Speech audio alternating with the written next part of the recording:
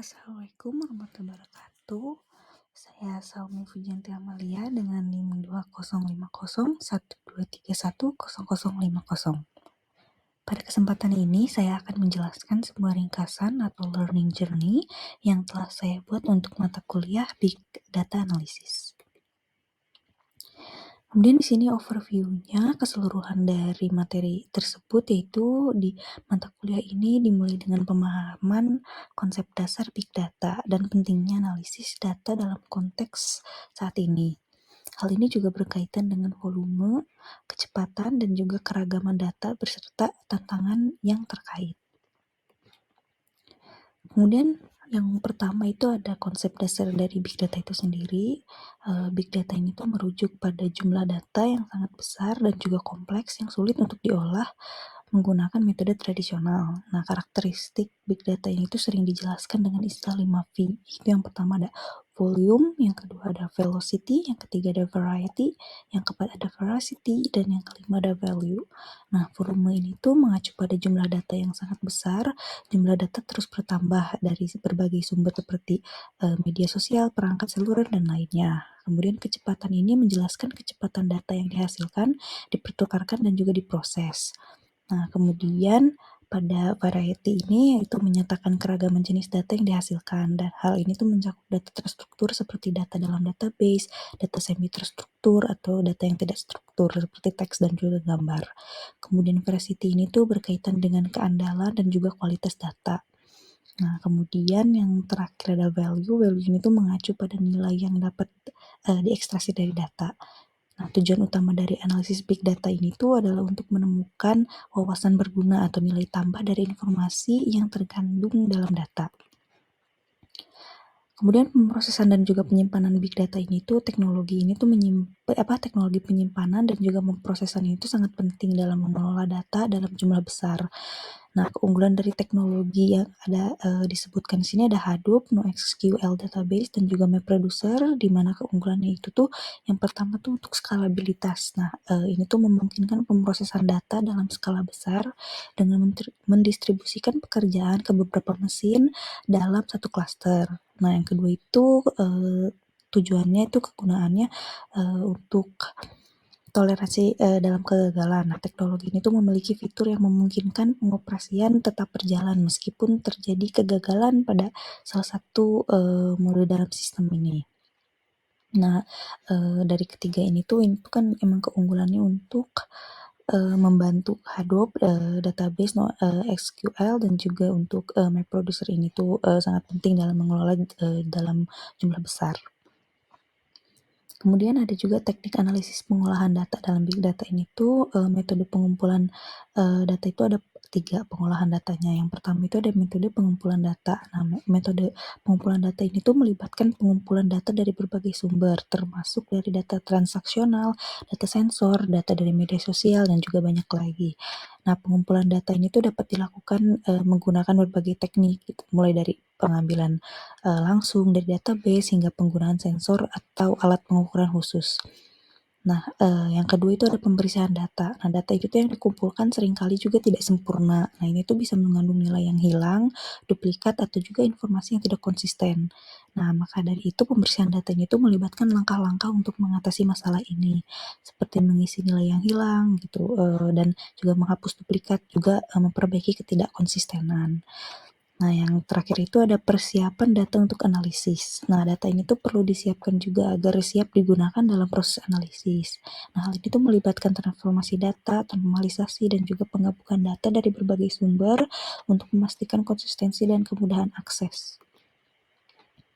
Nah, kemudian di sini juga ada teknik analisisnya, bisa dilihat di sini tuh ada 4 ya. Nah, pemodelan prediktif itu yang pertama. Nah, teknik ini tuh juga menggunakan data historis untuk membangun model yang dapat memprediksi atau mengidentifikasi pola yang mungkin terjadi di masa depan.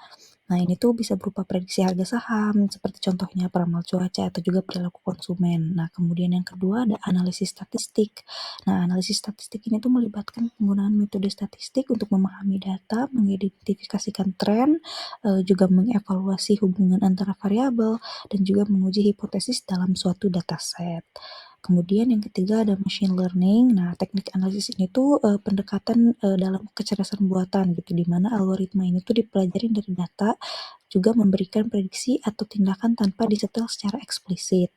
Nah, dalam big data ini tuh machine learning itu sangat berguna dalam mengidentifikasikan pola yang kompleks dalam volume besar. Nah, kemudian yang terakhir ada deep learning. Nah, deep learning ini adalah sebuah subkategori ya dari machine learning ini yang menggunakan jaringan saraf tiruan yang dalam gitu, atau yang biasa disebut deep neural networks. Nah, di sini tuh untuk memahami dan juga untuk memproses data yang sangat kompleks seperti gambar, teks, ataupun juga suara.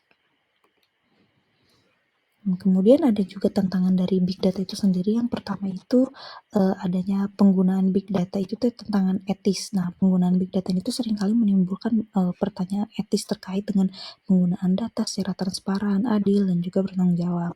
Nah, pertimbangan etis ini tuh meliputi penggunaan data pribadi, keadilan dalam pengambilan keputusan berbasis data, dan juga pertimbangan terhadap dampak sosial dari analisis data yang dilakukan.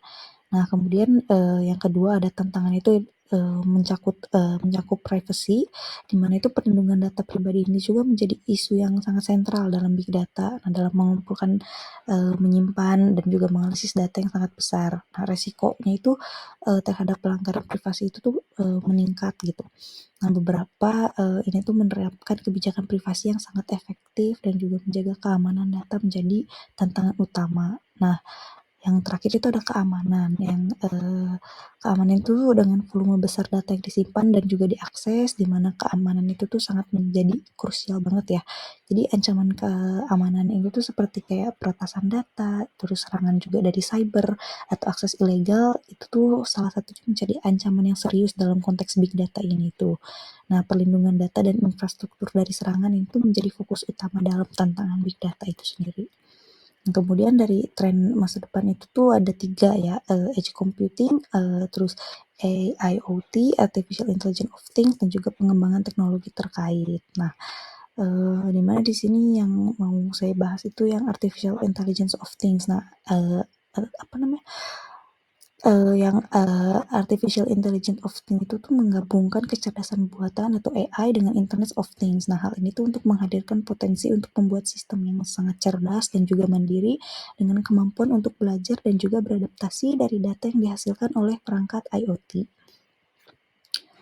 Nah, kemudian yang terakhir itu ada kesimpulan dari seluruh pembahasan dari learning journey itu di mana big data analisis itu merupakan landasan penting dalam era informasi saat ini. Nah, di situ tuh memungkinkan untuk penemuan wawasan berharga dari volume besar, kecepatan tinggi, dan juga keragaman data. Nah, dengan adanya teknologi seperti tadi yang disebutkan ada Hadoop dan juga machine learning, dan data dapat diolah untuk mendukung keputusan yang lebih cerdas di berbagai sektor. Nah, meskipun begitu memberikan manfaat yang besar, penggunaan big data juga memunculkan tantangan etis, privacy, dan juga keamanan yang harus diperhatikan. Nah, melalui adanya tren masa depan itu tuh seperti tadi edge computing dan juga AIoT, big data juga akan terus berevolusi, membawa inovasi yang membentuk cara kita memahami dunia data. Baik, sekian presentasi video learning journey dari saya. Terima kasih telah menonton video ini sampai akhir. Mohon maaf juga apabila ada kesalahan dalam pengucapan dalam penyampaian materi ini. Sampai jumpa.